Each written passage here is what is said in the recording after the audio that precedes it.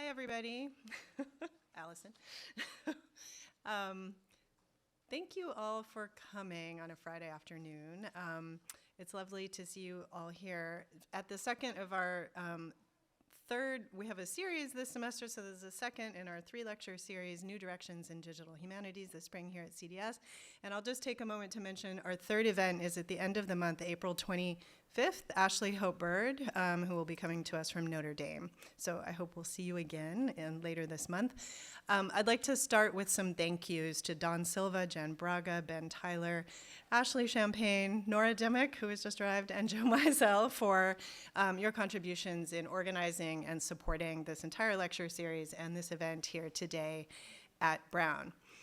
Brown University is located in Providence, Rhode Island, on lands that are within the ancestral homelands of the Narragansett Indian tribe. We acknowledge that beginning with colonization and continuing for centuries, the Narragansett Indian tribe have been dispossessed of most of their ancestral lands in Rhode Island by the actions of individuals and institutions. We acknowledge our responsibility to understand and respond to those actions. The Narragansett Indian tribe, whose ancestors stewarded these lands with great care, continues as a sovereign nation today. We commit to working together to honor our past and build our future with truth. So I am really thrilled to introduce today's speaker, Professor Roopika Risam, who is Associate Professor of Digital Humanities and Social Engagement in the Film and Media Studies Department and Comparative Literature Department at Dartmouth College. And her research spans, so I apologize in advance for a slightly long introduction. It is very difficult to capture your work in a short one. So her research spans data histories, ethics, and practices at the intersections of post-colonial and African diaspora studies, digital humanities, and critical university studies. Professor Risam is a leading voice in what we often call critical DH, which draws on things like Black studies, feminist studies, indigenous studies, queer studies, and so on, to center questions of power, social justice, and critical theory in making and analyzing digital technologies. Professor Risam's first book, New Digital Worlds, Post-Colonial Digital Humanities in Theory, Praxis, and Pedagogy, from 2019, brought a post-colonial lens to the digital archives and research institutions and even the notions of the human that undergird the field of digital humanities, and also suggested paths forward that challenge us to create a different kind of digital scholarship. Risam is currently finishing a second book, Insurgent Academics, A Radical Account of Public Humanities, which traces a new history of public humanities and university community engagement through the unsung work of Black, brown, and indigenous scholars who have been transforming universities from the moment they were allowed in over a century ago. She's also writing her first trade book on the relationship between data and empire. One of the reasons that we wanted to have Professor Risam here is because she also models the collaborative nature of so much digital scholarship. She has co-edited 4 volumes, Anti-Racist Community Engagement, The Digital Black Atlantic, South Asian Digital Humanities, and the Intersectionality in Digital Humanities, as well as numerous special issues on all kinds of topics, and I'm not going to list them all now. She also runs Reanimate, an intersectional feminist publishing collective, and I could go on and on and on, but I specifically do want to mention as well that she is the co-founder of Reviews in Digital Humanities, which is a really important venue, I guess, a journal dedicated to peer-reviewing digital scholarship. And this is so crucial to those of us who produce digital scholarship and getting it reviewed and sort of making it work in these contexts. Risam's work also takes digital forms, and I'll just mention one of her best-known projects, Torn Apart, Separados, a series of data visualizations that helped social workers and lawyers locate children separated from their families at the US-Mexico border. I will just mention in brief, and you can ask later, the Data Sitters Club project. Keywords in Caribbean Studies, the Digital Ethnic Future Labs, and the Digital Ethnic Futures Consortium. And she's also the co-founder of the New England Equity and Engagement Consortium, and on and on and on. And so I wanted to, though, list all of these things to give you a sense of the real range of her work as a practitioner, as a, someone who's theorizing this work, not just in digital scholarship, but also critical university studies and many other fields at once. And so we're so delighted to have her here today. Thank you so much for joining us, and we look forward to your talk. yours. Thank you so much, Tara, for that lovely introduction. I know I'm a little bit hard to grasp. Actually, I gave a talk at St. Louis University last week, and the person who introduced me got up and said, she's a leading scholar of, I'm not exactly sure what. And that's actually how I feel on most days. But thank you so much. I'm delighted to be here. It's lovely to see all of you, so many of you from Brown and beyond. I am going to talk today about the work that I've been doing in Black diaspora digital humanities, from theoretical interventions to hands-on making and to the directions it's taken my scholarship. So, when Kelly Baker Josephs and I sketched out the concept, behind the Digital Black Atlantic, our edited collection, we wanted to bring together scholarship from countries in Africa and in the diaspora to create a space for transnational approaches to literature, history, and culture, and also local approaches that situate digital humanities in the cultural context of its practitioners. So how practitioners undertake digital humanities scholarship and their methods in Black diaspora studies. We were really drawn to Paul Gilroy's articulation of the Black Atlantic as an organizing principle that mediated between the local and the global in African diaspora cultural production. And we were also attuned to critiques of the digital Black Atlantic, namely the US-centeredness of the formulation that Gilroy proposed, and also the Anglophone-centric nature of the work. And so we wanted to articulate an expansive notion of a digital Black Atlantic with a perspective on digital humanities that came from a variety of people and places and languages, and a breadth of disciplines, whether thinking about sound studies or game studies, literary studies, history, library information studies. We really saw these crucial resonances between the theoretical model that Gilroy had proposed and the histories and presence of technology in the African diaspora. So the dominant narratives we're told about technology is how they oppress Black people, whether the slave ship, the gun, algorithms, of course. But technology has also been appropriated and used by Black communities to their advantage in emancipatory ways. Certainly, Anna Everett's work of uncovering the Black digital diaspora is one example of this, as is your very own Dr. Gallen's articulation of Black digital humanities as a technology of recovery, which is the title of the class that she's teaching right now. So Kelly and I conceived of the Digital Black Atlantic as a body of interdisciplinary scholarship that examines connections between African diasporic communities and technologies. The concept of the Digital Black Atlantic augurs a move beyond the national borders that so often delimit knowledge production. And we also wanted to think, to the extent possible, of how do we center voices of Black communities around the world and really think about delinking digital knowledge production from the intellectual heritage of the West. We propose that the Digital Black Atlantic is in fact a product of juxtaposition, of disciplines, of cultures, and methods within the African diaspora. But as W.B. Du Bois's work reminds us, juxtaposition is never just about addition, but is about a transformative and alchemical move where the sum is really greater than the whole of its parts. And these analytical possibilities are opened up in the act of juxtaposition. So our goal was to really shed light on these possibilities that define digital inquiry in African diaspora studies and offer one point of entry, an initial set of terms for digital Black Atlantic scholarship, discourse, and citation. And we never wanted this to be the last word. We wanted it to be the beginning. So as we articulate it, the Digital Black Atlantic posits a link between the socio-technical practices adopted by people of African diasporas and communities in Africa, Europe, the United States, the Caribbean, and Latin America.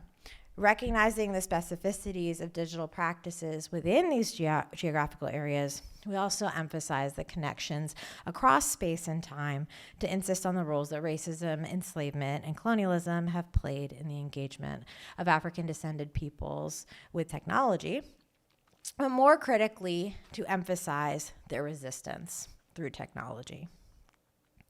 As we note in our introduction, in the space between digital and humanities, where Blackness and technology meet, the digital Black Atlantic pushes back against the ways that technologies have been historically used and continue to disempower Black communities, but also against the dominance of such narratives, to instead emphasize how Black communities have taken advantage of the affordances of technology to assert their humanity, histories, knowledges, and expertise.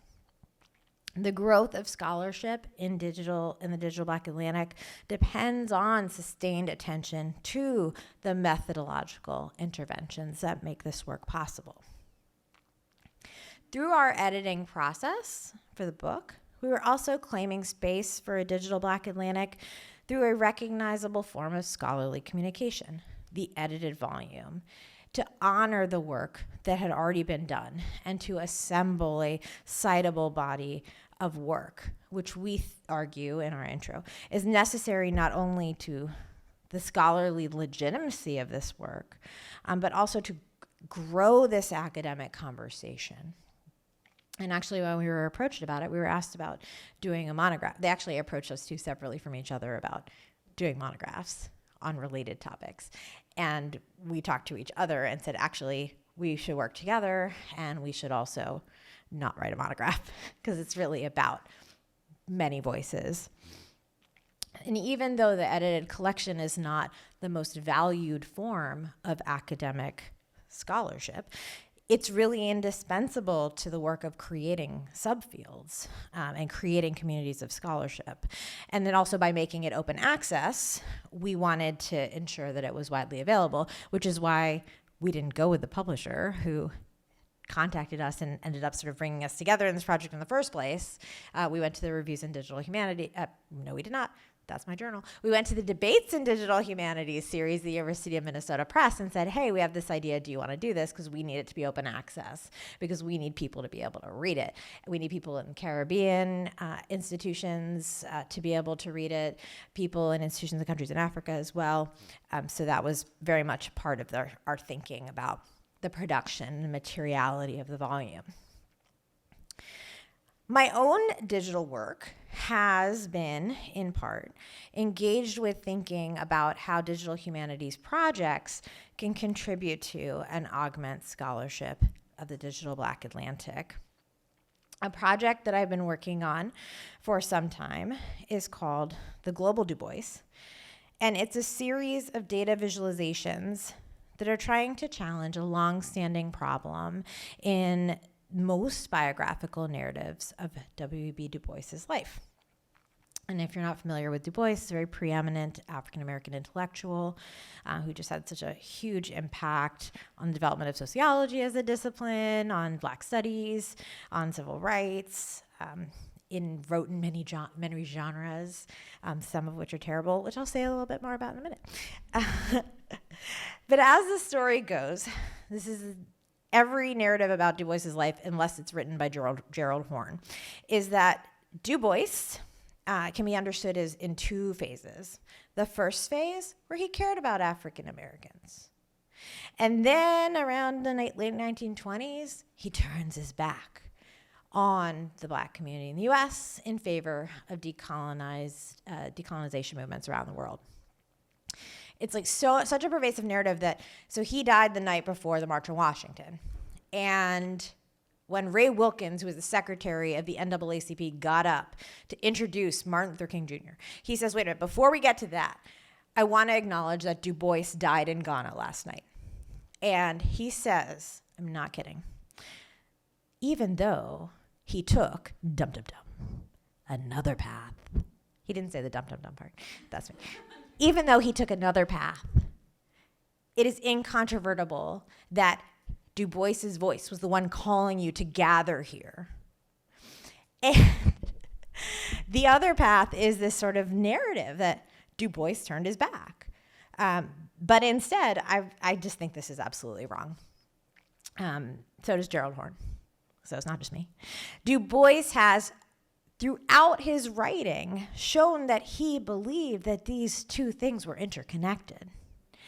And that was actually what I wrote my dissertation about, where I explained and explored how we might recoup a global Du Bois throughout his life and position him as the progenitor for postcolonial studies. But then I got busy with digital humanities and ultimately decided nobody needed a book on W.B. Du Bois written by me. And so later, eventually, I decided to blend my interest in digital humanities with my knowledge of Du Bois in a data project. So I and people I am working with are in the process of experimenting, prototyping, and developing data visualizations. And I'd like to share some of what we've been doing. And by we, I mean me and my students. Some of these projects we started at Salem State, where I used to teach until 2022. Now at my lab, the Digital Ethnic Futures Lab at Dartmouth. And so I'm excited about this one because it's actually live and full of data. So this is a data visualization that tracks where Du Bois traveled throughout his life. Actually, if you visit my webpage, which is just roopikarisam.com, and you click on the portfolio, in there is Global Du Bois, and there's a link. You can actually go play with this yourself. And so this is an ArcGIS map based on a data set that I curated. And this is only Du Bois's travels to 1937. The man died in 1963. And so you can see he was very well traveled, even by 1937. And it's even more impressive if you scroll to 1963. But we get this sense of this global reach that he had, and that he was, getting on ships and going all over the place before commercial air travel. And also, so you can see that each of these dots on the map corresponds to an entry with the data from the data set. So I'll actually show you the data itself in a second. This data comes from primary source research that I did, a lot of it with the digitized Du Bois archive at UMass Amherst, which is a tremendous resource, as well as secondary source research and identifying. My data set has more than 450 locations that Du Bois traveled in his life. I also know that's not, there's more that's not in the data set. So for example, I'm pretty sure he went to Haiti, where his father was from, but I don't have a source for it yet. I just have a lot of people who have said, no, I know he went to Haiti. And so luckily I actually have a team of students who's starting next week working on actually fleshing out some of the gaps in why he was in particular places that are in the data set at the moment. And then also to try and track down sources for the places that we're fairly certain he went, or there's a reference that says, in a biography that he went there, but that we haven't actually found any good sources for. So you can see this is actually what the Google Sheet where the data lives looks like. It's structured to capture where possible when he arrived in a place, when he left, why he was there, and sources that document the trip. And the why is really interesting to me because I think about this as it could be a resource for researchers. Think about why was Du Bois, in Sierra Leone in 1945 or so. But to actually be able to give people an opportunity to dig into why he was in certain places. And aid of the research. Was he at a conference? Was he giving a talk? Was he meeting with foreign dignitaries? Was he plotting the downfall of the United States? Some people would say so, because that is actually why that narrative of Du Bois persists, that he becomes a communist around the early 1930s, or he becomes a socialist first, then he becomes a communist, and the NAACP just didn't want anything to do with him because they were afraid of being perceived as socialists or communists. A time of that was not very popular in the United States. When is it ever really? I've given a copy of the first iteration of my data set to Kayama Glover and Alex Heel, who created In the Same Boats, a data visualization project that aggregates sets of data of Black intellectuals traveling around the world to show when they were in the same place at the same time. Although I keep telling them, you falsely suggest that these people were actually like engaging with each other. Just because they were in the same place at the same time doesn't necessarily mean that there was a reason for it. Now, it could have been, right? I mean, probably a bunch of these are like the Afro-Asian Writers Conference or the Pan-African congresses, right? Multiple of them probably were at those events, but not always. Sometimes people are just in the same place. But I've told them that.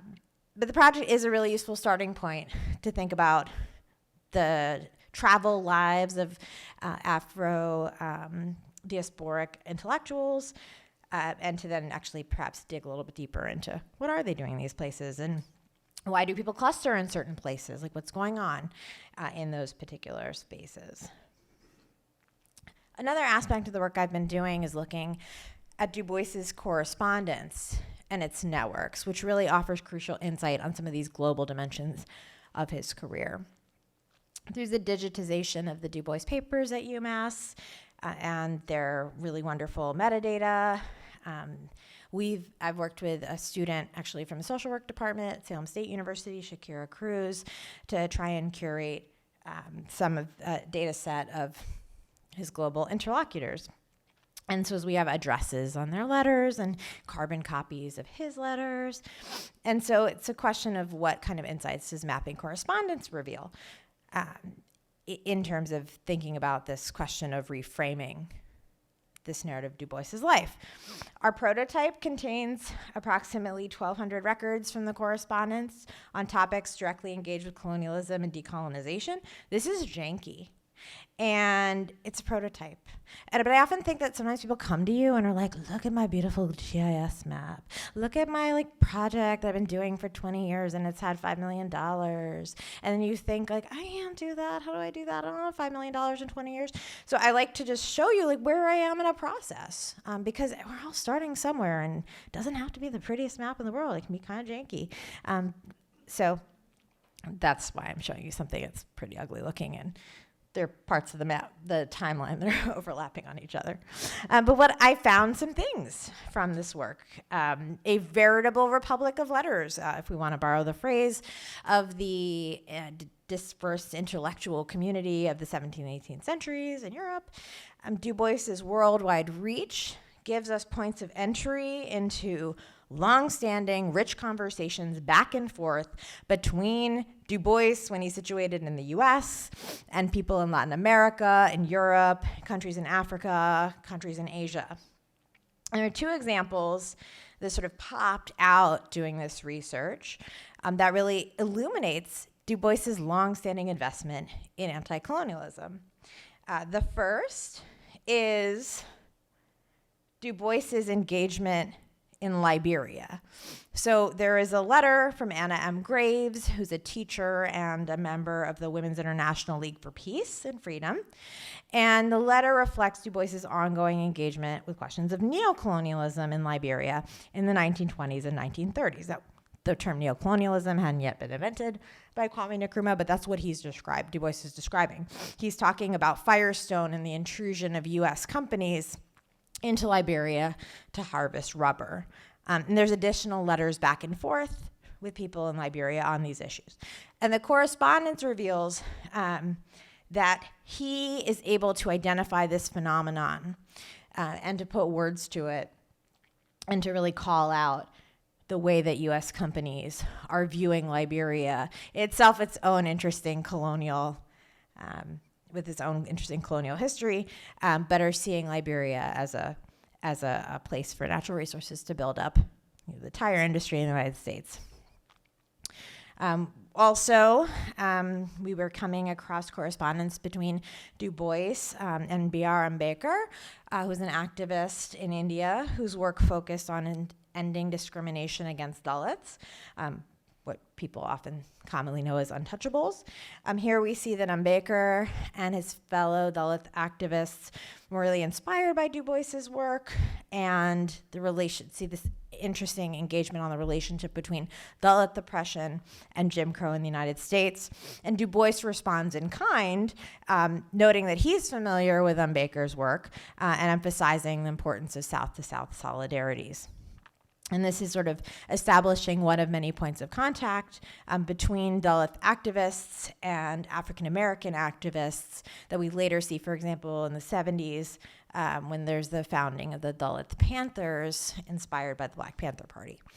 So all kinds of stories that can come to light by this kind of mapping intervention of his correspondence that might not otherwise come to light in the digitized archive itself, even though, we're able to do this work because the archive has been digitized.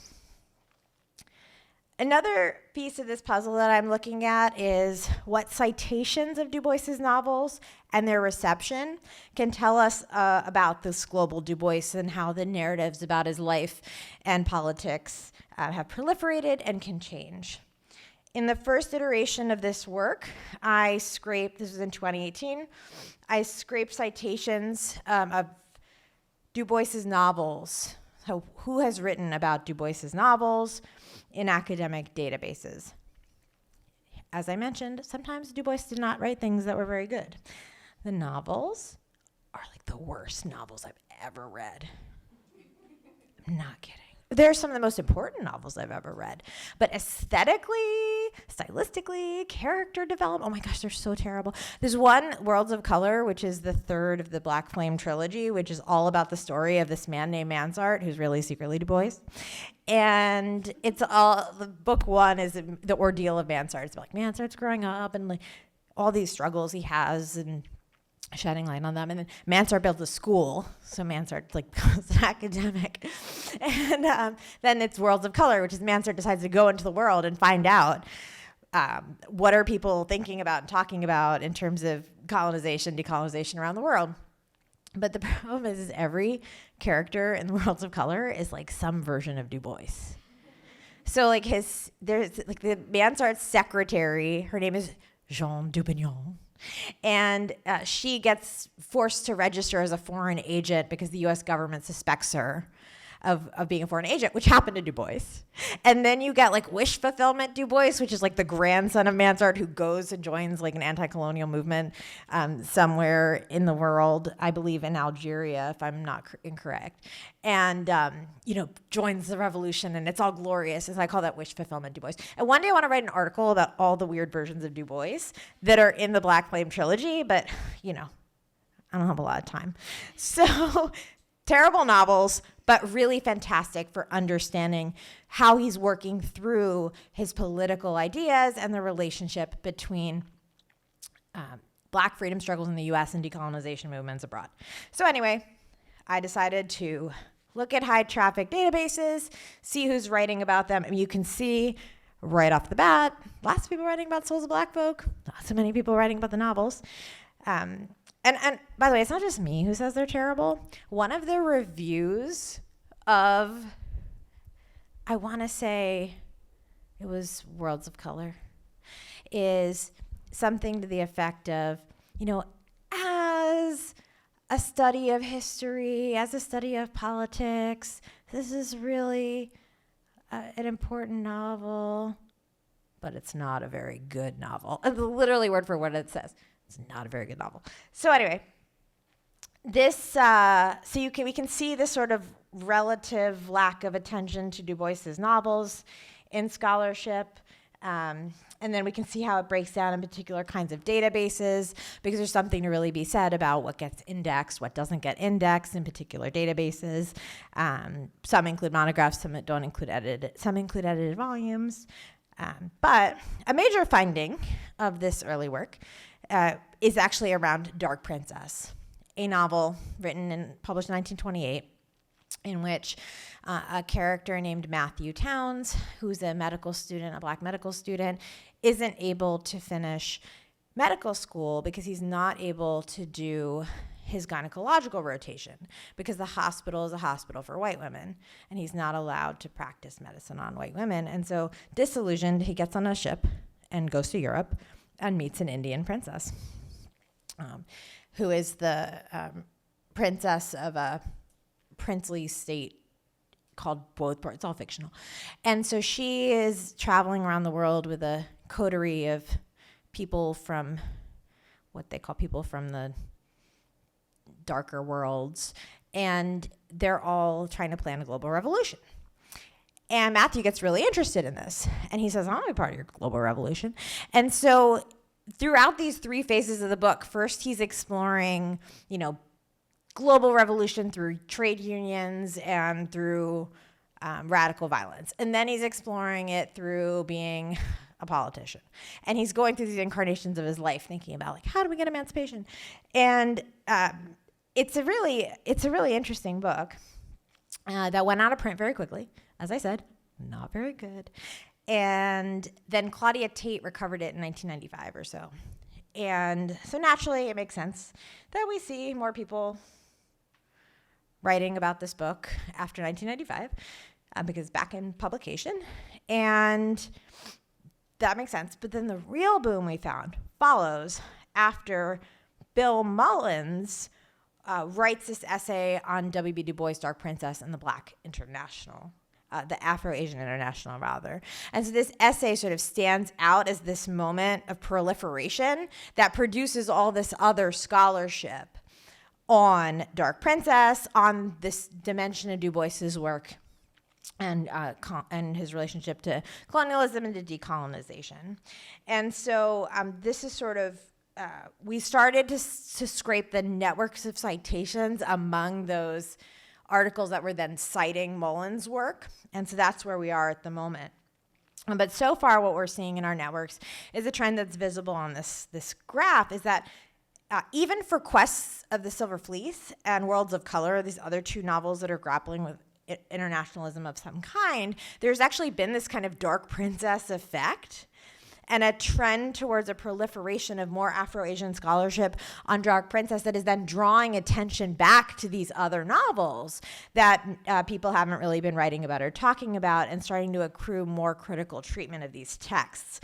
And so hopefully we'll see what happens, because now this is 2018, so now I'm working with a student who's in master's in Comp Lit at Dartmouth, looking at building a new data set and seeing what we can do using some of the built-in tools and Jupyter Notebooks in Web of Science and Constellate, which are unfortunately not as much humanities scholarship in Web of Science, which is actually set up better to do what we need it to do, with less intervention from us in terms of building network visualizations, but we're working on it.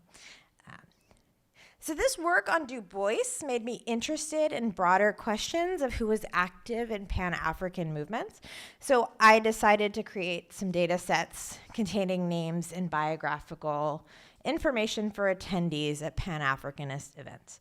So if you're not familiar with the Pan-African movement, very popular the first half of the 20th century, and it was really coalitions of people from Africa, colonies in Africa at that time, Black people living in European countries, and African Americans thinking about finding common cause with each other politically, thinking about what it means to be in solidarity with each other, and thinking about what it means to fight for mutual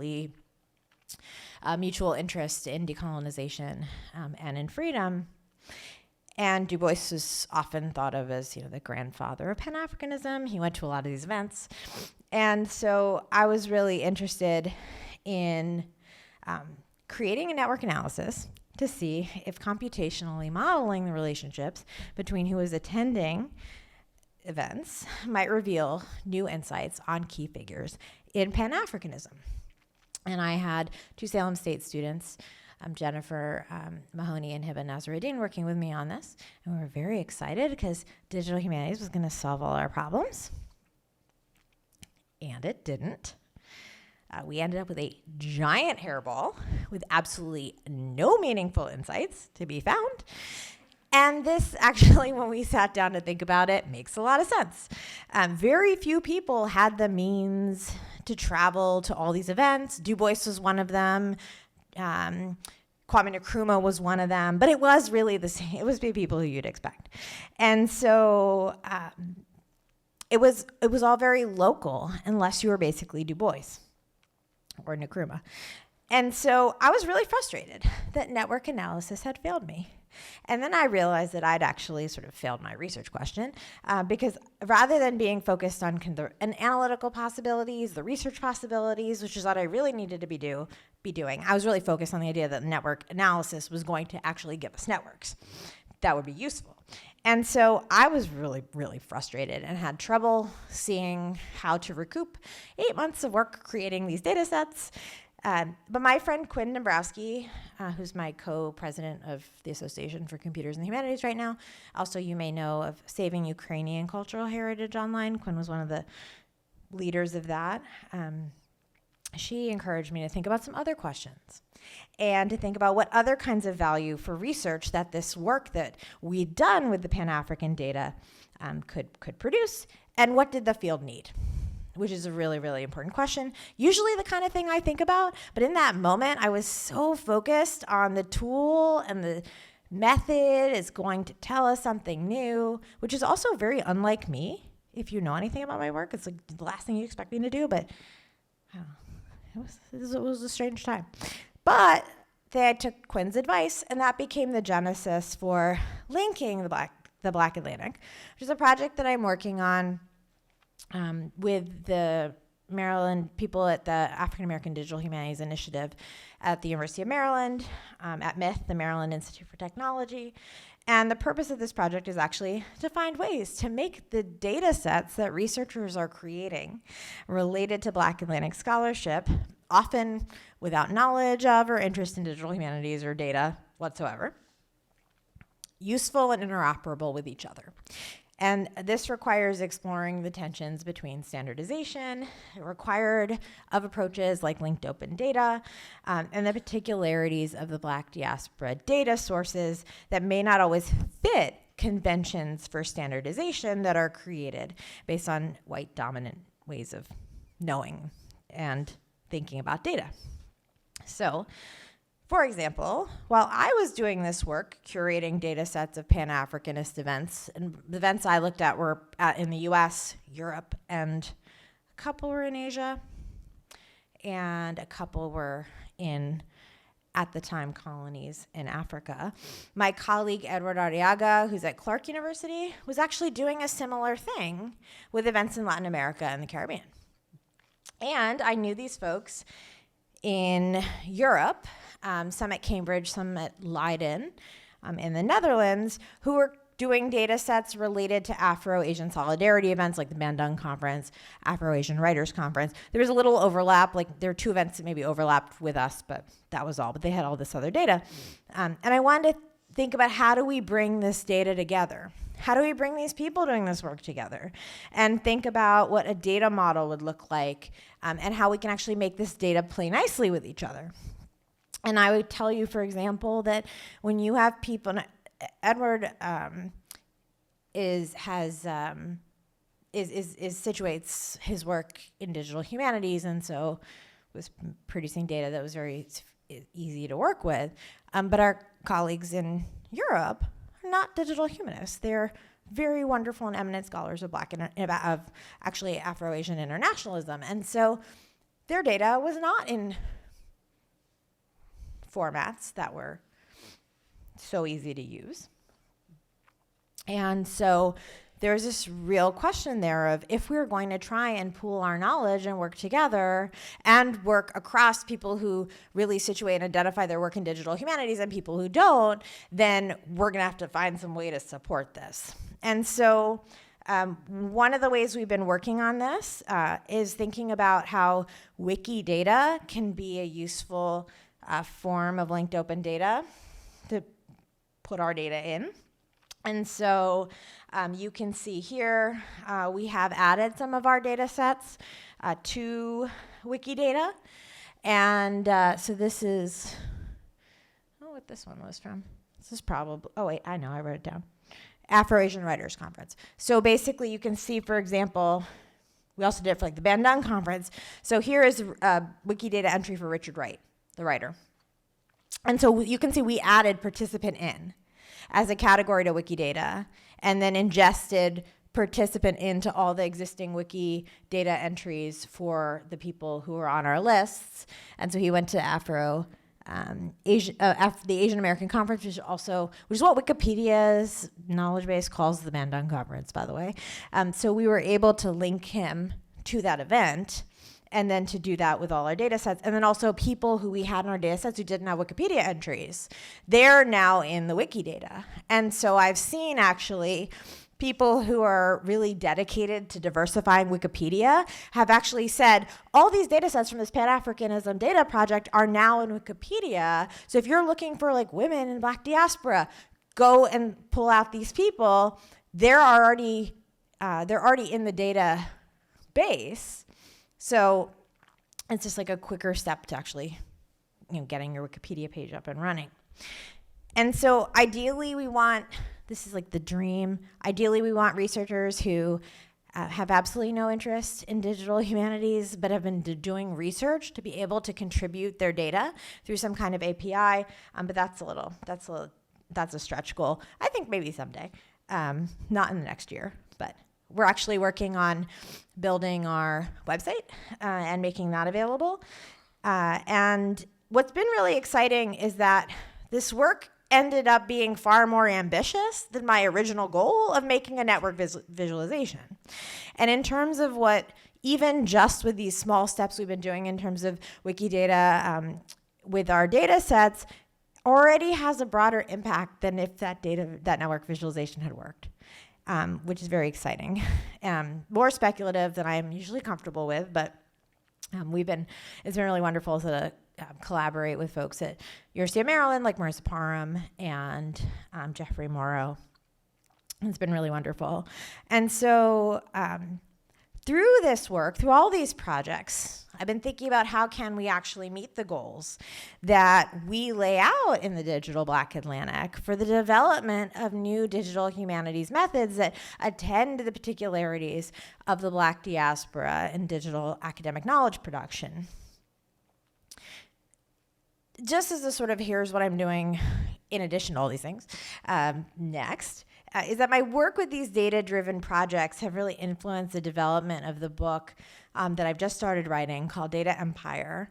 And it's taking a really long view of how people have used data to gain power over land and nature and each other from 65,000 BCE to the present. It's a trade book. It's actually going out to editors a week from Monday. And if anybody's interested in hearing about how trade publishing differs from academic publishing, I'm happy to tell you about it in the Q&A, because it is a whole weird world if I had no idea what I was getting into. And maybe I regret it, I'm not sure. But it really came out of this research of digital humanities and wanting to think about how do we make legible to public audiences the power of data, and also, as I get to later in the book, the power of data resistance. The fissures that exist in the cultural record, the lack of care and attention to materials of the African diaspora, means that when we do work like this work that I've described, and the work that many of our colleagues in the Black digital humanities space are doing, it means that we're already behind. We are already having to try and pull together fragments and pieces of knowledge to create data sets. We don't have a lot of prior work to build on. There is a little bit. Like, for example, Mary Emma Graham's been doing amazing work with Black bibliography, the project on Black writing, and they've been doing amazing bibliographies and things like that. But for so much of the work that we were doing, we were starting from just having to compile data sets in the first place. That's why that Pan-Africanism data collection took 8 months. Because we were going through primary sources. We were going through trying to find digitized records of events. We were looking in newspapers, seeing what kind of information we could find about how many people attend particular events or who was there. We were looking for conference proceedings. We're still finding things. I have a student working on the Pan-Africanist data now. She found the first International Race Congress. She just found a copy of the conference proceedings, which was fantastic because all of a sudden we have more things we didn't have before.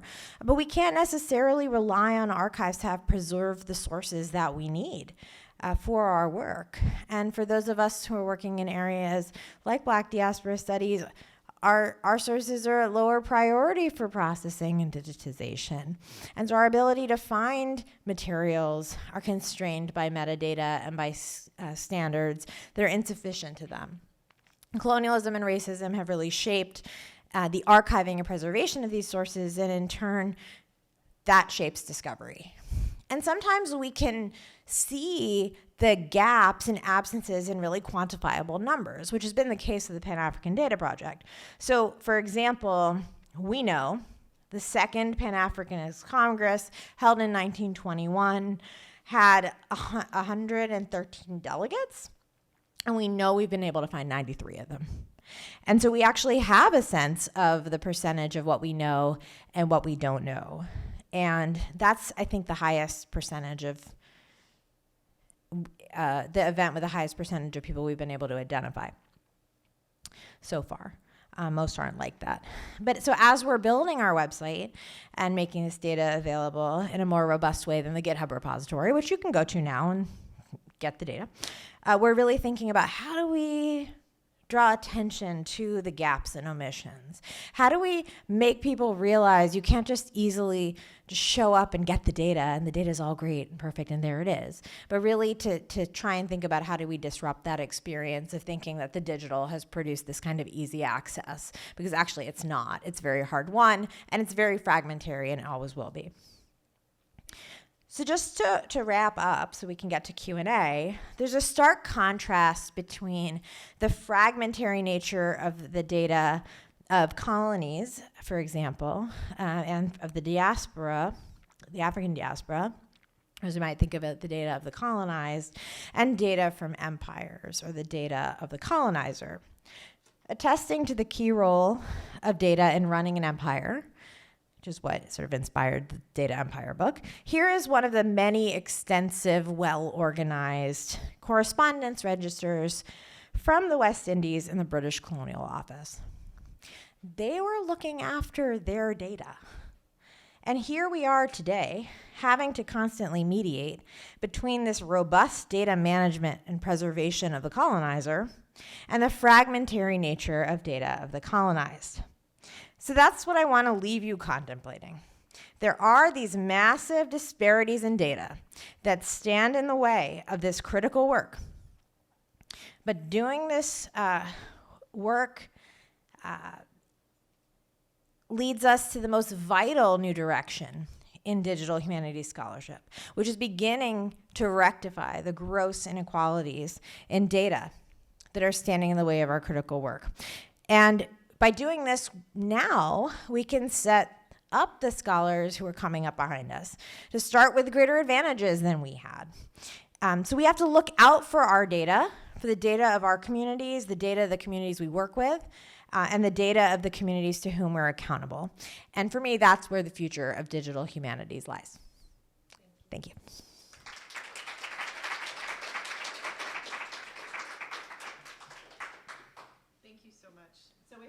Questions, and we'll take the questions.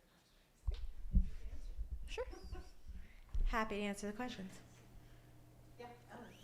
Hi, this was a great talk. Thank you for this is kind of in line with the career discussion that we had at CBS yesterday with Ashley and Tarika and Khan. But can you maybe describe like sort of your first encounters with digital humanities in grad school or undergrad, or maybe who some of your first mentors were? Please know that I planted that question. I'm not kidding. I was like, you could ask me in the Q&A how I got into digital humanities. So it turns out I was one of those people who was doing digital humanities before I realized I was doing digital humanities, which is a story that I see nods. I was in my master's program at Georgetown doing a master's in English, and my fellowship was in the Center for New Designs in Learning and Scholarship. And we were doing all these newfangled things like using wikis and teaching and digital storytelling, things that at the time, I'm old by the way, at the time were very, very novel and very exciting. But so this is about 2005 or so. And so I didn't realize this was a whole thing. And then I went to my PhD program in 2007, and then it was 2010, and I was struggling with writing my dissertation. And as I was writing this work on Du Bois, I was really interested in this broader arc of intellectual connections between Black radicals in the US and anti-colonial movements around the world. And so I was at Stanford doing research in the Huey Newton papers, and I came across a list of the subscriber rolls of the Black Panther newspaper. And there was something about seeing a list of addresses that just sparked something in my mind. And I was like, a map. Maybe if I were to draw out these ideas that I'm struggling with trying to represent these multi-directional flows of knowledge, and I put it on a map, I could understand better what I'm doing, because I'm struggling to write it down on a piece of paper. And so I started looking into whether or not there were people doing mapping things in the humanities. And I discovered that there was suddenly this term called digital humanities. And so I got really interested in seeing what this was, and then quickly realized that even though there was this extremely powerful set of tools, everybody was using them to make new archives on William Blake and Rossetti and Walt Whitman. No offense to Walt Whitman, pretty cool guy. But I thought, why aren't people using this for things that don't get read, don't get talked about, that aren't considered canonical? And that actually then became the focus of my research, because it turned out that people wanted somebody to say that and wanted somebody to write about that. And so I was asked to do that, and I did that. And that is how I became a digital humanist. Thank you. You read my mind. Can I ask you a question while you're drinking with where you left off here? Yeah. So I'm in a history department. We talk a lot about archives and the silences in archives, and as many people, if not everyone here knows, there's a lot of really robust scholarship now coming, especially out of the history of slavery. Oh, for sure. Around archives.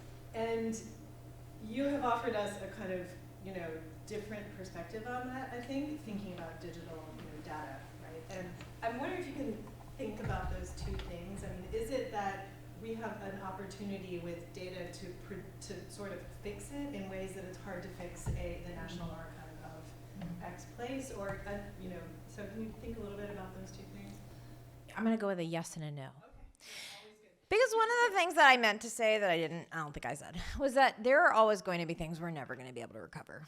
And that even for everything we try to do, there's so much. So I like to think about it in a very Donald Rumsfeldian kind of way, rather, the known unknowns and the unknown unknowns. So it's very useful. And so, to me, there's sort of the sense of there are things we know that we're missing, and then there are things we can't even imagine that we could have had that we don't know about.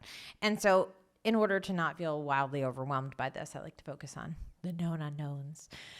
And so there is, in that respect, this sense of there are always going to be things that cannot be recovered, and that is something we just have to live with.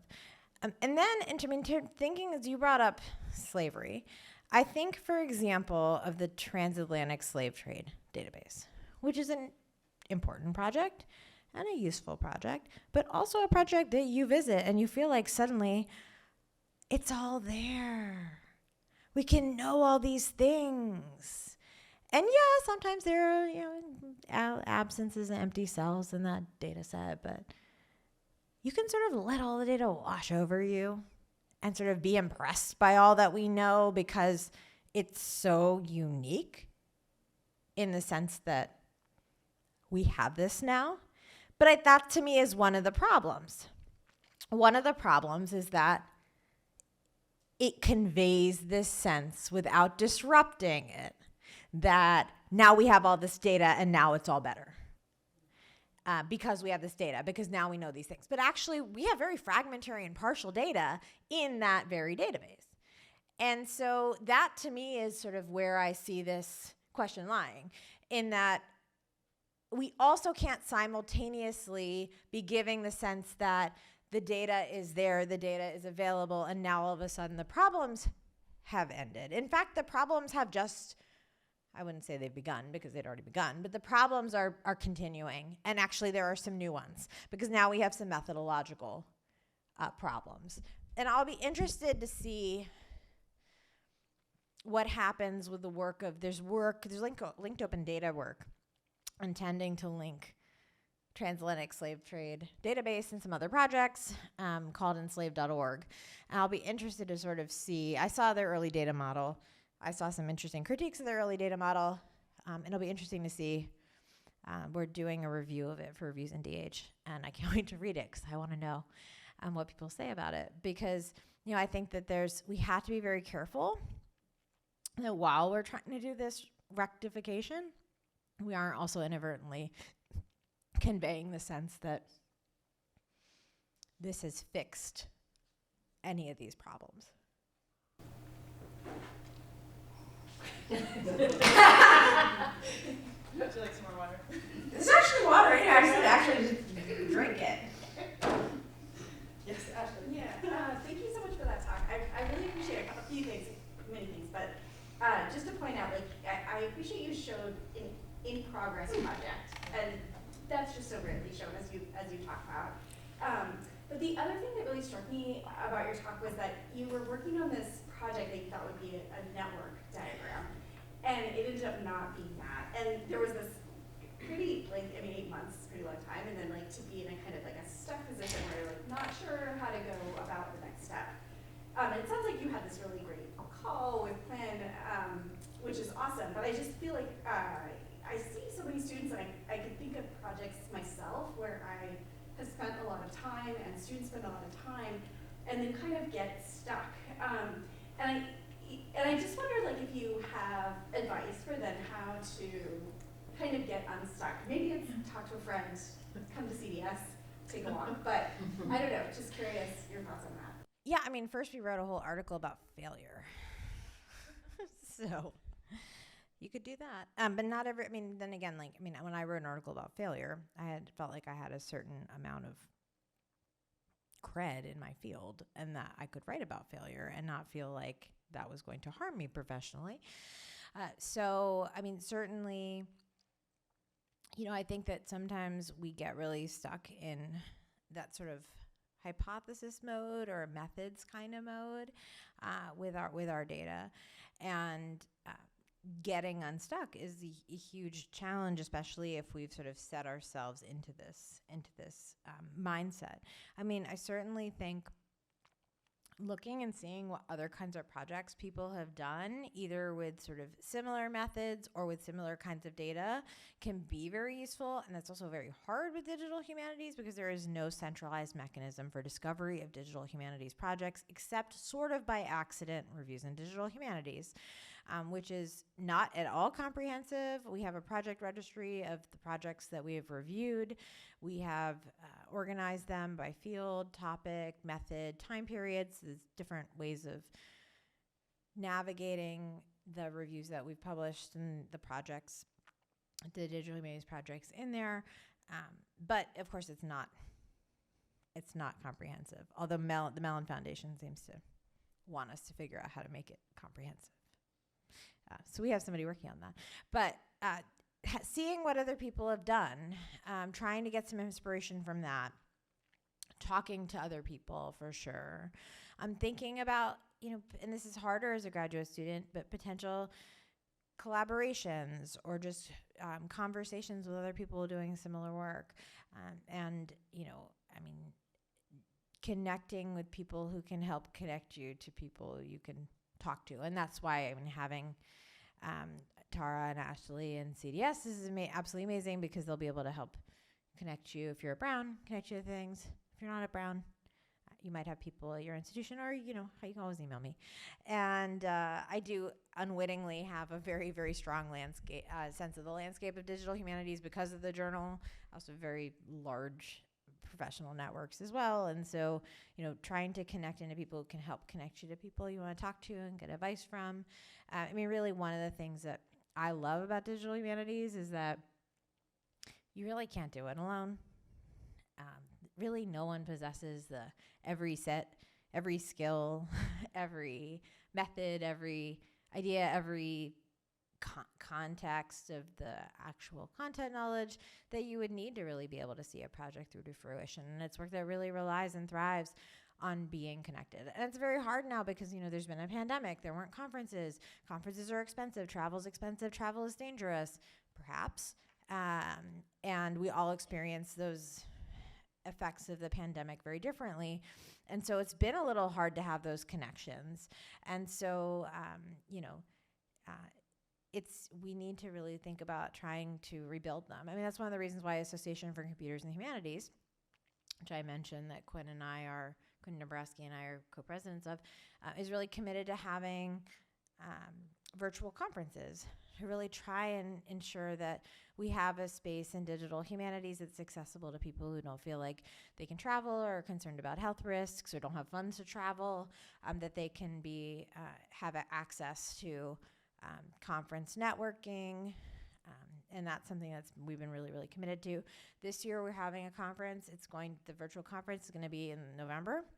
And this might be useful to all of you, we're actually providing money for folks who want to host regional in-person events in relationship to the conference. It's like just money for food. And so, if you want to host one in Providence, for example, we'll have a time slot built into the conference for, in-person things, and we'll pay for it to enable people to build local relationships with each other. So even there is going to hopefully be a in-person component available to people beyond just the virtual conference. So yeah, I wish there was an easier answer than connections and networks and conversations, but that really is the best part. Yes, and yep. Yeah, go ahead. Hi, it's a pleasure to see you in person.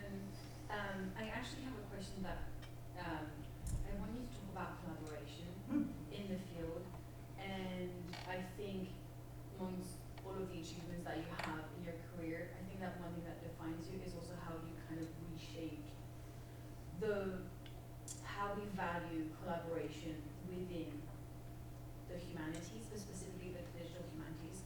And can you talk a bit about that process and how it seems like you fought really, really hard for that to come to light, but also how you still maintain a balance with the people who work in like analog humanities, or traditional humanities, or I don't know how you want to, and for them to like actually value our work. Because it always seems like, we're all talking, we all do like DH in Caribbean, and we always have to do the like traditional PhD, and on top of that we have to train ourselves, we have to, do all these things, and that sometimes is not as much valued. So I just want you to talk about that collaboration aspect. Yeah, thank you for that question. In that, I don't feel like I've personally done anything for collaboration. It's really a value of digital humanities and something that I think drew me to it, because I just never I was never really good academic in the sense of, doing the things you're supposed to. And instead, I always sort of found myself being drawn to spaces and different kinds of extra work beyond just graduate school that gave me opportunities to connect and collaborate with other people. I know we went to the same we did not the same graduate program at not the same time, but I know we both went to Emory, and there were a lot of opportunities as a graduate student for me to work in faculty development or work in the archives of special collections, work in the Digital Humanities Center, which really wasn't called that at the time. And so it was really, I very much found community in those spaces, and I found it really generative for the work that I was doing, both in terms of thinking about digital cultures and digital humanities, but also in terms of things just like writing my dissertation, which was not any kind of digital. And, one of the things that I think is most frustrating for me is that even still, if you want to do digital humanities and you have a professor job, that you are doing double, if not triple work, probably at least double, and definitely for scholars of color, triple, because you also get the fact that you're probably a minority in your institution, and then all the students of color are coming to you because they need support, and there are very few of you. There's like 32 tenured people of color at Dartmouth. I am one of them. It's absolutely bizarre. And so it could a significant amount of labor. And one of the things that has really motivated my work, and this particularly you can see that in Reviews in Digital Humanities, we worked with ACH to create guidelines for evaluating digital scholarship. I participated with recent efforts of the Modern Language Association to rewrite their guidelines for evaluating digital scholarship. Also working on the MLA's publicly engaged guidelines for evaluating scholarship, is really that's what I want to change. And that's what I'm trying to change. And I mean, we've had some success at regional universities. So in Massachusetts, where I used to work, we got the guidelines of our union contract changed to actually value forms of research that are not just articles, books, and monographs, and also research that is community engaged and therefore looks different because it's not trying to publish for an academic audience. And so, those are, to me, areas of intervention that I've been really committed to and spent a lot of time on, because the last thing I want is for yet another generation of digital humanists who want to work in this space, who already have challenges that our colleagues who work in canonical digital humanities don't, to still have to, on top of that, keep doing double the work just to get valued in the same way as our peers who do analog humanities. To your second question around sort of how relationships with, and analog humanities is a terrible way to say, but relationships with people who don't really want to do digital humanities, put it like that, is that for some reason they always think you're coming to try and make them do digital humanities. And I'm like, listen, if you want to, it's great. If you don't, stop. Don't try. And you don't need to do it. And then, there's all these people who are like, oh no, all humanities is just going to be digital someday. No, it's not. I mean, unless we say writing on a Microsoft Word doc is digital. In that case, it's all been digital humanities for a very, very long time. It's really, for me, a very sort of specific way of using digital and computational tools in your actual research, or to share your research. To share the results of your research. And that, you don't have to do this. And nobody's come to tell you have to do this. And for me, it's either do it if, and this is what it's always guided me in the projects that I've done, do it if it helps you with a research question. Or do it if it helps you because you want to share what you've learned or the insights you've developed with audiences that are not going to necessarily encounter them in a journal or an academic monograph. But other than that, don't. Just don't. Your life will probably be easier and you'll get more sleep. Because it's pretty exhausting. And collaboration takes time. And takes a lot of Zoom meetings, which should be very exhausting, as we all know. I really want to talk about you as a data maker. And this is like a two-part question, but they are related. So some of the work that I'm most taken with is the way you talk about small data and small data as resistance. And I'm thinking about the way that you're creating these data sets. So that's part, if you could talk about that a little bit. But then related to that, I'm thinking about how you are creating these data sets, and you talked about sharing some of that data with Alex and Kayama. And I'm wondering, when you're creating these data sets, are you also thinking about the ethics of this data? Because my data on COVID, people have asked me for that data set. I would never share it with people just because there's so much ethics around, mortality and COVID. So I just also wondering, small data as resistance, but also data ethics as you're creating these data sets. Absolutely. I mean, one of the sort of many threads of things I've written about and published on is really around data ethics and thinking about intersectional data ethics and intersectional data visualization. And, one of the things I want to point out that I should have said earlier is that I also have to think about my positionality as someone who is Kashmiri, who works in Black diaspora studies. And that's why I was, when the publisher said, can you write this book on Black diaspora digital humanities? I'm like, hell no. I am not the person to do this.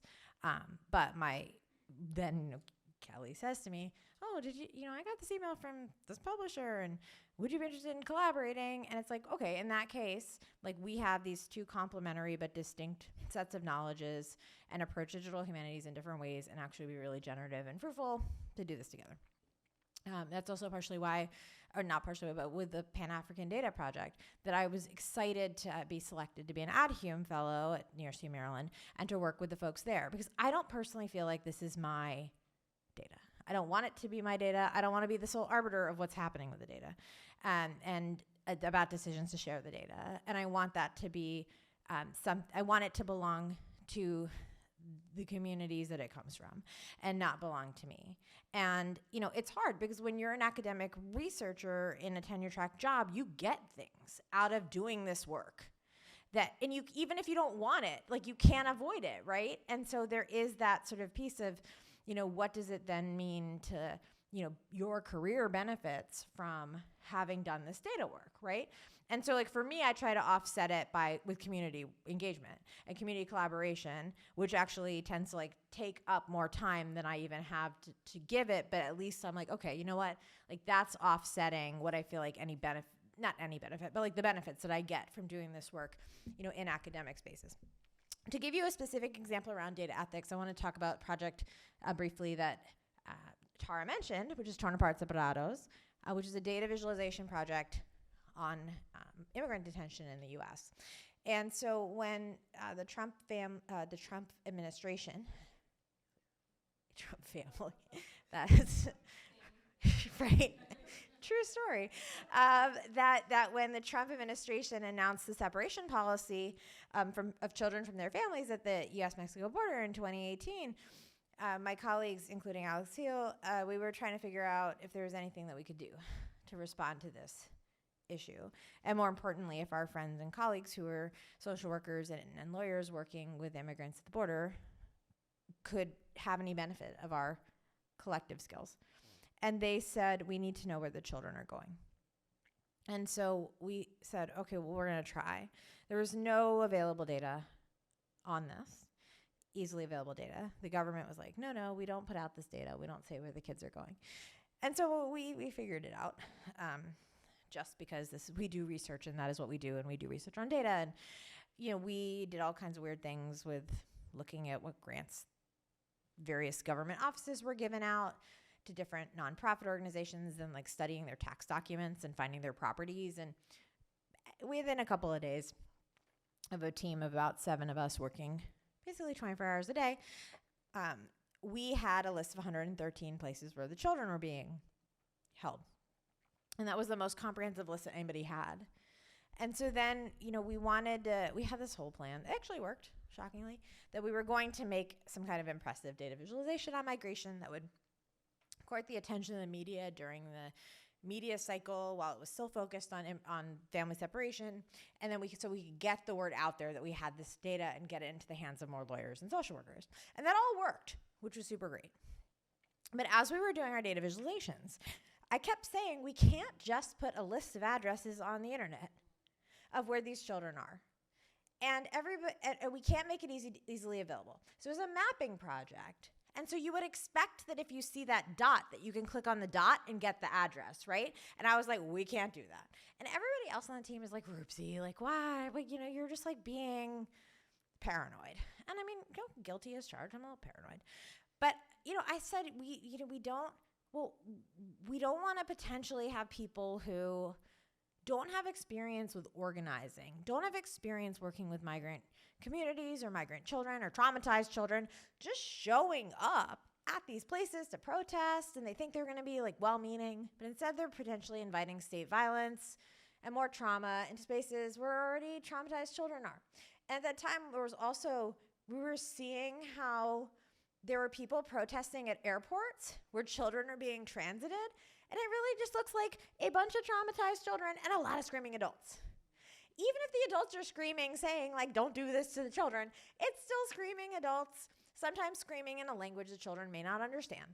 And that's just not a good situation. And so, we had that conversation over and over and over about the ethics of that and what to do with the data, right? And so that led me into being really interested in the questions of data about migration, generally speaking, which has been teaching a class on mediating migration right now. So we've been really thinking about this. And this sort of looking at data visualizations of migration, particularly with all the available data that's been out there around migration to Europe from about 2015 to 2019, the so-called European refugee crisis, that's in quotation marks, has been coming from the International Organization for Migration and from the UN Refugee Agency. And people just love to take that data and to make these data visualizations that look like everybody on Earth is just coming to Europe and like coming to like attack Fortress Europe and like take your jobs, take your livelihood, destroy your security. And so, I've actually written now on the ethics of data visualization and migration. And first of all, thinking about the data itself, under what terms, what categories is the data about migrants being collected literally for the state, for their management and surveillance of migrant populations. And then what does it then mean to take that data and put into data visualization? And what are the kinds of multimodal rhetorical choices that people are making with data visualizations affecting the kinds of narratives that these visualizations are conveying? So I'm so glad you brought this up, because these are things I think about all the time. And I'd love to hear a little bit about what you've thought about with your COVID data. Well, I know there are other people. We talked about it at dinner. You tell me at dinner. I think, did you have a question? No, you. Okay. Yeah. Since no one's asked it, could you tell us the difference between going to a trade publication versus academic? Okay, yes, I can. Okay, so academic, monograph, academic book proposals, in my personal experience, and your mileage might vary, are like, they're not easy to write, but it might have been like 5 pages. And you describe your project, you talk about the audience, you talk about competing work. Sometimes they give you a template to fill out. And then you give paragraph length summaries of each of your chapters. And that's basically it. You submit it, sometimes depending on the press, the level of interest in the work, your career stage. You might submit a chapter, you might submit a couple chapters, you might submit the whole book. And then it goes out to a peer reviewer, or 2 or 3. They write reports on it, comes back to you. You write a response letter about what you're going to do based on the feedback. Then the press will tell you either you have to revise before we can try and get you a contract, or maybe they'll go to get you a contract right away. Then you submit. If you haven't ever submitted the whole book, you have to have it all submitted and peer reviewed before you can actually get published. And it's not a quick process at all, but it's a pretty straightforward process. Trade publishing has been like a slight nightmare of my life. Mostly because I feel like I've been working on this off and on for a year, and like, why is this still happening? So I got approached by an agent who had been in PR at Bloomsbury and Penguin, and she was one of these pandemic career changers. And so she had decided she was going to get out of PR, and she wanted to be an agent. And she wanted to be an agent because she felt like by the time people got to the PR part, there was no way for her to make an intervention in the fact that so many of the authors being published were basically white men. And so she wanted to get in on the agent side of things because she thought, you know what, that's where I can make a difference. She's in London. And so she was new to agenting and building her list. And she had come across a video or a film recording rather of a talk that I gave at the University of Toronto on colonial data cultures. And because it was sort of going to be my next academic book. And she wrote to me and she said, I saw you give this talk. I think this might be a really interesting trade book. And I said, that's fascinating. I hadn't thought about that. And so she said, can we talk? And so I said yes. So we had a Zoom. We got along really well. And she explained this whole trade publishing thing to me. And then I asked people I knew who were agents if this was normal to have agents like writing to you, because I thought it was the other way around. And I said, because I was suspicious, naturally. Be suspicious of literally everything, and paranoid, as I mentioned. And so and my friend's sister was like, no, like if you know there's somebody out there and you think like you could cultivate them as an author, like this is totally normal. So I was like, okay, so I'm gonna work with this woman. And I was very excited. It was like a totally legitimate firm, well-respected agency that she worked for. She was new, but I've always had a really great experience working with editors, or in this case, an agent, who are like kind of younger, not younger like in the age, but like newer on the scene, and like they're really like hungry and really like ambitious and want to like build up their thing, and like, I've always felt like kinship with that. So like I went with Northwestern University Press for my first book, and Jana Mosser, my editor, is now the head of Vanderbilt University Press. And I just know, like she's like out there hustling, and like we vibe, and like I respect that, and I'm gonna work hard, and I know she's gonna work hard, and together good things might happen. And so I felt that way about the agent that I was talking to. And so then I had to write the proposal. Okay, so here's where everything becomes different. Your narrative is like, why the topic, why you, and why now, essentially. And that's usually a normal length. But then your chapter summaries have to actually show like everything that you're going to do. And I just compare my academic book proposals. It's like a paragraph being like, yeah, I'm going to write some stuff about the 60s. In the 60s, there were some academics, and they were mostly in California, and they invented ethnic studies, and they were radical. I mean, it's like it's a little bit better than that, but it is certainly at a level of description that is not a 1,600 word, I'm going to show you, not tell you what I'm doing. And so I am not joking when I tell you that my proposal is 24,000 words. A proposal, which I feel like is like almost like halfway to a book. And it's taken a year. And then I had to write a sample chapter, and then I had to be told that I did it all wrong and too academic twice. And at the second time, I thought I had done it better. I had not. But it's also, and it's, taking that feedback, sometimes repeatedly. And I'm like sitting there writing to Emma, my agent, being like, I'm so sorry I didn't do it right again. And she's like, could you just stop? Like, this is totally normal. This is part of the process. Like, I understand this. You don't understand this. Like, it'll be okay. And she literally the other day, she's like, you were so hard on yourself. You need to stop. And I was like, okay, I'm going to stop now. But it is a totally weird process, because here's the thing. I've gotten more feedback on my writing from my agent, and better feedback than like literally anybody in academia ever, including my dissertation advisor and my committee, none of whom read my dissertation at all. So it's been incredible, because I feel like I've grown as a writer, and I feel like I've grown as somebody who could teach writing better, because I've been so deeply immersed in thinking about genre and thinking about audience and thinking about the difficulty of trying to calibrate what that even is in a way I haven't before. For me at this point, having done so much academic writing, it's like, okay, I think about it for a while. I sit down, I write some things. It's like fine enough to send out for peer review. I'll get some feedback. I'll deal with it later. And to actually have to take my writing seriously in a way in which I'm really thinking about like that audience. I don't even know who this audience is. Because who reads stuff like this? No clue. It turns out the person who reads stuff like this is my partner. He reads popular science and popular history, and it's both.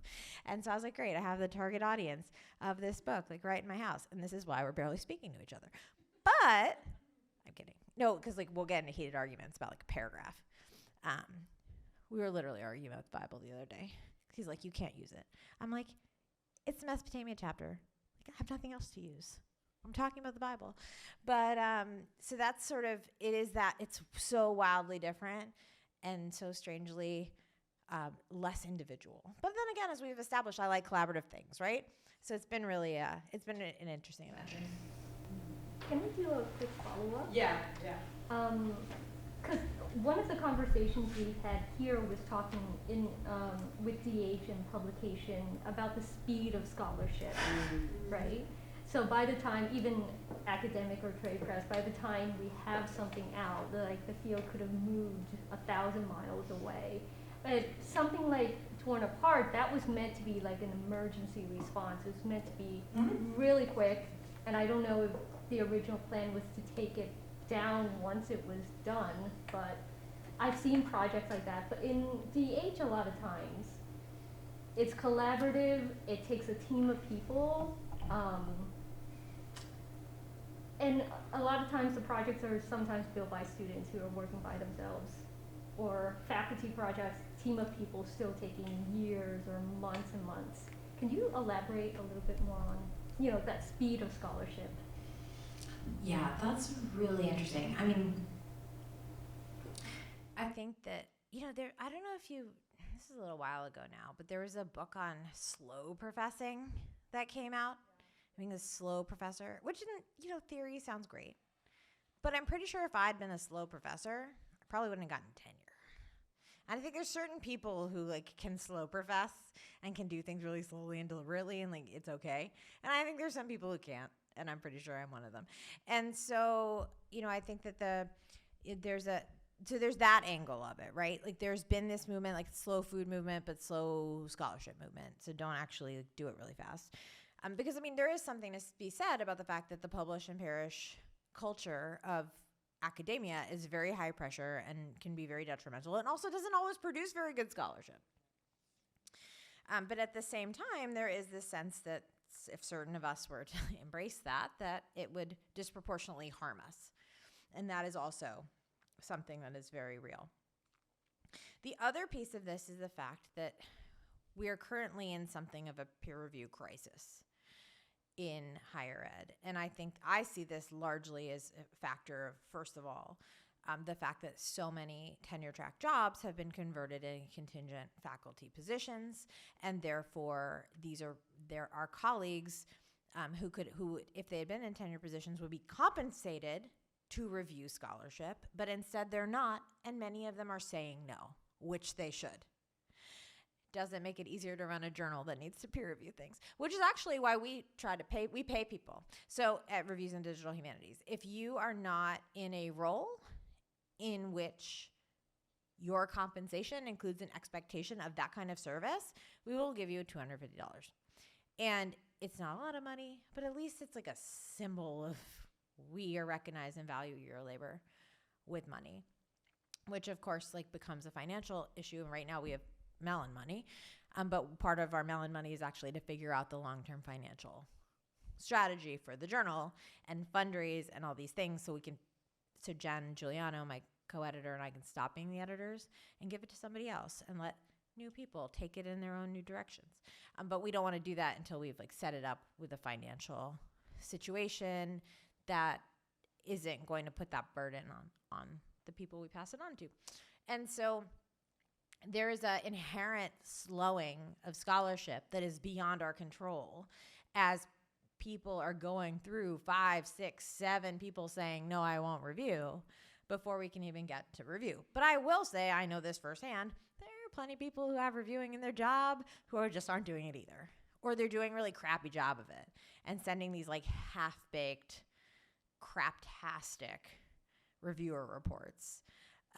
And so, I think that those are the two big factors, because I think part of that's I'm going to embrace a slow professor movement by people in positions of privilege is then creating a downward pressure on the peer review process as well, in which we cannot actually get things published in a really timely manner. And actually, we started Reviews in DH our first issue came out in January 2020, which meant that we had started our peer review process in fall of 2019, and we were able to get projects reviewed within 90 days. We cannot anymore. And has like the length of time it takes to get somebody to accept a project review is taking longer and longer and longer every time. And I'm hearing it from everybody who's running journals. So it is a real problem. And so it's one of those examples of how the problems of the labor structure in higher ed are impacting publishing as well. And I'm hearing that from journal presses too. I'm series editor at Stanford UP for text technologies, and we are having the same problem as well in terms of getting the peer reviews of the monographs. Okay, I'm going to stop here, but I want to thank you for such a beautifully wide-ranging discussion and wonderful talk.